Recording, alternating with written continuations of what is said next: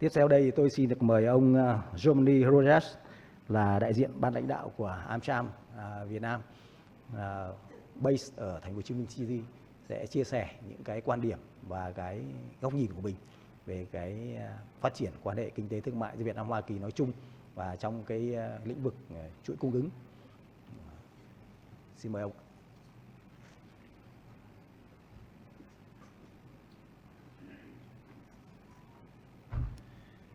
Thank you. Good morning, everyone. Thank you for having us. The introduction. My name is Giovanni Rojas. I'm the representative of the Manufacturing Committee in American Chamber. Is there a clicker or is? This one. You press the big button. Just go forward. There you go. All right. Not working.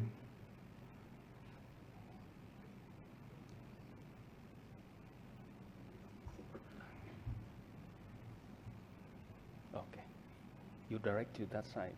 Okay. All right, as we were saying, what is American Chamber? The perspective we're going to be providing, and first of all, I really appreciate all the previous presenters, a lot of great information for us to know from the public sector. And here's just transitioning a little more on what is going on with the private sector, give you a perspective, a lens on what does American businesses start seeing in terms of what is going on in between the relations US and Vietnam. Where do we see the opportunities happening in the country, the opportunities for investment, the sentiment around it, what could be potential areas of opportunities where we can work together and collaborate. And then very important, where do we see, what is the outlook, where we can, recommend opportunities for businesses in Vietnam to make sure that, again, we continue, increasing the prosperity of both sides of the countries through, trade, investment, and the business. So a quick introduction. Amcham is a non-government political association. We have more than 550 members. And as it says, right, our goal is to promote what it is trade and commerce between the Vietnam and the US. So key areas of focus always is advocacy, right, business insights, and of course the connections, which it is what we call the ABC.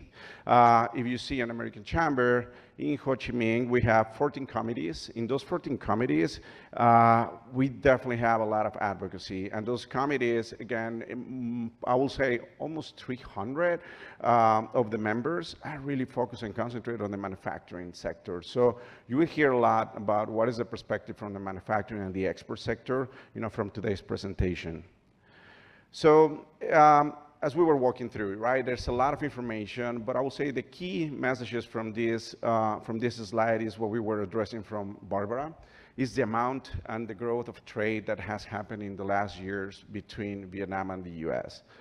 I have had the opportunity to operate here in Vietnam since 2011, and I will say it's the Vietnam miracle. I never thought, honestly, seeing the amount of growth, especially coming from different rounds of negotiations, irrespective of what happened with trade, it's just how much it grew the business, how much has been, has been prosperity between the two areas.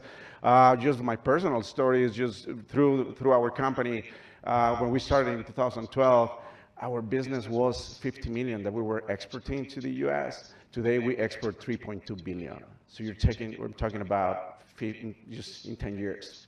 So it is where we're going and what we see right now happening just through all what is going on in the world.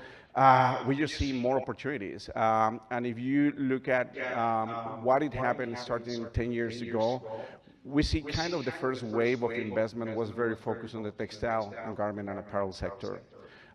Huge growth to the point where we see the textile being one of the key sectors that we see right now.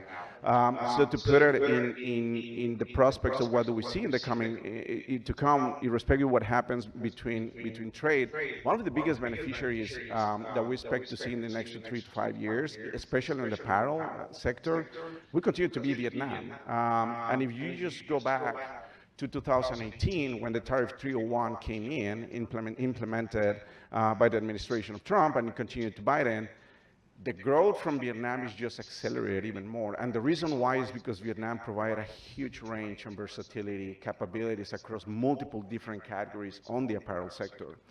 However, one of the opportunities that we see right now coming is really Vietnam and the region in Southeast Asia is taking over on other categories that not necessarily that were still concentrated in China. However, some of the areas of opportunities that we see right now is to really how the companies in Vietnam are going to start adapting to have more flexible models where they can be more agile and to respond on demand basically from the brands and the retailers, and especially from the consumers. So with that said, there's a big opportunity on areas when you see quick response, fast fashion that requires multiple styles, multiple versatility for you to be able to operate that business. And the other part is the online, right? Online is a sector that e-commerce is growing, and that's where there's a huge opportunity to take over also to get more market share. So again, I remember a year ago, I was in the same event, and especially from the textile sector, we were hearing concerns, right? Because we know that there was a decline of around 30% on demand compared to the year previous coming out of COVID. And this year just has been significant recovery. 2024 is a year that has recovered. We see production lines being full, and it's just more to come. We see the prospect that you continue to grow just simple by the aspects of diversification efforts that many brands and retailers are doing right now from the last categories that we're having in China. Now, something important for Vietnam is to consider that there is also strong competition around the world. Vietnam doesn't compete and is going to be the beneficiary only for one, automatically coming from China. There are the strategies that are moving towards Western Hemisphere, Central America, Mexico. You're talking about Egypt. So it's really how does Vietnam is going to remain competitive, how you're going to be much more productive, much more efficient, how you're going to do the right investments, how you're going to be increasing the value, right? How we're going to be Vietnamese start transitioning from being perceived on the final transformation of the product to start having an end-to-end supply chain that connects capabilities from market research, from product development, from product design, product engineering to manufacturing. And super important is how we continue to localize supply chains. That is going to be key for us in the future. So, giving you some of the insights, recently we conducted our annual survey across our members to really check the temperature, have an understanding and a pulse on how are they feeling about the investments in Vietnam. And it's the business climate survey. So we just released that in October. So it's very relevant right now, on time. Just think about this before elections. So this is just after elections, it just reinforces what is coming. But again, the elements that we were looking on that survey, it goes to, what are the operations, what are the goals of the, of our businesses here, our companies that are operating here in the country. How do they see the bilateral relations important between the US and Vietnam? How key is that? How important it is, for Vietnam to continue to accelerate the transition to clean energies? How do we accelerate all our ESG commitments, understanding that brands, we have a lot of commitments that has been made public. And every decision that we make on where do we place the business, where do we buy, is heavily concentrated if you're going to be, if Vietnam is going to enable you to achieve those goals. So it's super important for us to continue to work close in hand in those particular aspects, because that is going to be key for us to continue to accelerate and continue to grow in the country. And the other aspect, it is just elements that we know, right? Intellectual property concerns that happen, especially on market access, people that want to do business here for capture on this sector, especially on the consumption here in the country. So in high level, the survey, it is 184 Amcham members were conducted, and 64 of them, the feeling is very optimistic, for the coming 12 months. Especially, 75% are mentioning that their business is going to be profitable, which it is key. The second aspect is the outlook. They see it very positive. right, in the next 12 months. And again, 61%, they feel very, very optimistic about it, extremely bullish about it. Nearly 60% of the members really expect that their companies are going to continue to increase the investments, right? So this just added investment to what they're doing, and not just think of the new investments that are going to be moving here in the coming years. And only 6% of our members are only intending to ship production lines outside of Vietnam. And the reason why is because we're diversifying, right? Many of us as brands, we don't want to concentrate all the business just in one country. So think about what's going on in Cambodia. I mean, Cambodia is just also impressive, the amount of growth that is happening there. And I was telling in the morning the story that was happening in Cambodia. We started in Cambodia with 37 factories. We closed in 2023. Right now, we're onboarding almost 100 factories. So it's just a triple the amount of investment. And again, put in an eye that most of that investment is happening from China, right? So this is very important for us to consider, again, just to open the perspective on how you guys see operate in the region. And the diversification of supply chains are going to be very different. We see that the supply chain is having a reconfiguration, means think about categories beyond the apparel. Think about the home and hard goods, where you're talking about metal, plastics, mixed materials. Those areas is where huge opportunity, as where we see the second wave of largest investment happening in Vietnam. I will say that will be the second miracle of Vietnam, because the first one was in the textile and apparel. The second one is going to be in the home and hard goods. And those investments are happening. So the importance for us is how does Vietnam is going to be able to capture on those investments. That is going to be key, but it's a natural area because, I mean, Vietnam has, again, good relations with the US. We have certainty on where we are investing. There's a lot of capacity, workforce.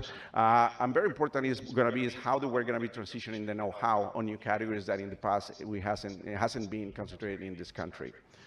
So this is a high-level overview. So what are the challenges, right? When I don't think it's new for us, but when you look at the investment on the manufacturing sector, one of the biggest areas that we see opportunities on the regulatory governance challenges, right? It's just clarity on the regulations. We know that Vietnam, we have clear policies, but when it comes to implementation across different areas and different provinces, it has variations, and it creates a lot of uncertainties. It creates a lot of red tape. It delays investment. So that's important for us to continue to work on that. And the other continuing aspect that we see super important, especially in Ho Chi Minh in the south, is the infrastructure, right? The needs of infrastructure, and it's very real what is happening. When I see new investments moving in, I just tell you the story. In the past, when I came here in 2011, 2015, think about 75% of our factories were concentrated here, and 35% were concentrated in Hanoi. Now it's just flipping. And the reason why the new investments are moving to Hanoi, a key is, first of all, the proximity to raw materials, but also it's just the infrastructure that it happens there. So it's something for us to continue to work here. And again, it's how do we collaborate, right? How do we help you? We know that there are a lot of investments plans on corridors to connect the key industrial parks, with the ports, but it's just how do we accelerate that part. The other key aspect is we know, labor costs continue to go up. So it's how do we continue to automate, our production lines to make sure that, again, that we're able to cope. And it's not new, and all of us know that after COVID, it's really hard to attract workers, in factories. Many of them, especially that they were considered migrant workers, not necessarily are coming back. And think about this, added that new industries are moving in, the competition around the workforce, it's gonna be high. So it's always thinking about new ways of automating our production lines so we can reduce our dependency on labor. I mean, labor intensive can continue, but it's reduced of really utilizing more workers and utilizing more automation on that. So in opportunities, according to the businesses, the top three, and when I say opportunities, areas that we see growth and everybody's super optimistic about it, is the growth in domestic consumption, right? We know that there is a growing affluent middle class happening here in Vietnam, and it's how to capture on those opportunities. But to do that, it is just economic reforms, right? The opportunities, the market access that we're talking about, how we're going to accelerate those reforms, and again, just knowing the political environment, it is super important, right? To have this opportunity of market access to kind of foster more trade balance between both areas. And again, most of them, all of the investments that we see also is from the private sector, is on the contributions on clean energy, right, on ESG activities. And that's important for us to continue to do that. So in terms of regulations, again, everybody sees positive bilateral relations between Vietnam and the US, and not to mention that, and I just, again, started this year, we just keep hearing delegations, high-profile delegations, the visits at high level. So those continue to happen. Those are very important and continue, and it sends a lot of positive signals, right? Now, the key thing for us is how do we, the only thing that we, as a private sector, we encourage to the public sector is how do we ensure preparedness and cooperation to make sure that knowing what is going to happen, in the current administration, is how we're prepared for that. And we have different scenarios for it. When people ask me is how do you feel about that after elections, about the new administration, I actually feel with the new administration, the what is very clear. It's like exactly what he has communicated during the campaign. He's going to do it. So the what is there. I think the key is the how, right? And that's the part that we need to work together to make sure that Vietnam is well positioned to be able to negotiate. In terms of improvement of the relations, I think again everybody want to know a little more. How do we operationalize, bring down to business when we talk about a strategic comprehensive relations from diplomacy, how does that translate into actual business? So that's the part that we continue to cooperate, all of us together. But it's how do we translate that, right? To make sure that the businesses here in Vietnam and in the US understand what does that means. And then for the future, right? The US is, we feel really optimistic about the future. And again, for us, as an Amcham, we continue to work with Vietnam, at the local government, at the US government, with all sectors, to make sure that this continues, right? That this optimism is shared and is also translated into actions. So collaboration, I will say, key things that I will recommend for us to prioritize, all of us from Amcham perspective, is how we continue to work on regulatory and governance, right? Making sure that the laws and regulations are clear. Where do we communicate? Where do we see the major challenges, and where we can start prioritizing those? I will say, think about regulatory for us is going to be key. Not just only think about the tier one investments, think about supporting industries. Supporting industries are key, and not necessarily are the big companies, right? Are the ones that make the headlines, are not the ones that are talking about billions, are not the Elon Musk, but those are the guys who help us, right, to localize supply chains, to strengthen, to make us more efficient, to make us more productive. So it's always taking an eye on how we adapt regulations that not just only are in service of the big headlines companies, but those ones that not necessarily go on the headlines, but are really required to support, the industries to boom. The ease to obtain licenses, that's another aspect that tôi nghĩ về mặt quy định thì chúng ta cũng sẽ cần phải in terms of the workforce is how we prepare for the future, right? Knowing that the workforce, we need engineers, right? We need the engineers of the future. How we're going to be training them, not just only from the manufacturing, but starting from research, development, product design, for digital economies, right? From 3D capabilities, anything that goes around is how we're going to be start training that qualified engineers, and then how we will continue to train and equip middle management to continue to aspire for leadership roles. That is going to be key for us. And then the alignment, the important alignment that we need to have on ESG strategies is from brand perspectives, together with the manufacturers, how we're going to be achieving those goals and commitments that we have, and are aligned with also the priorities that the country has to enable those. So that's a share out, and we appreciate your time. Giúp thị trường lao động của chúng ta có thể phát triển tốt hơn.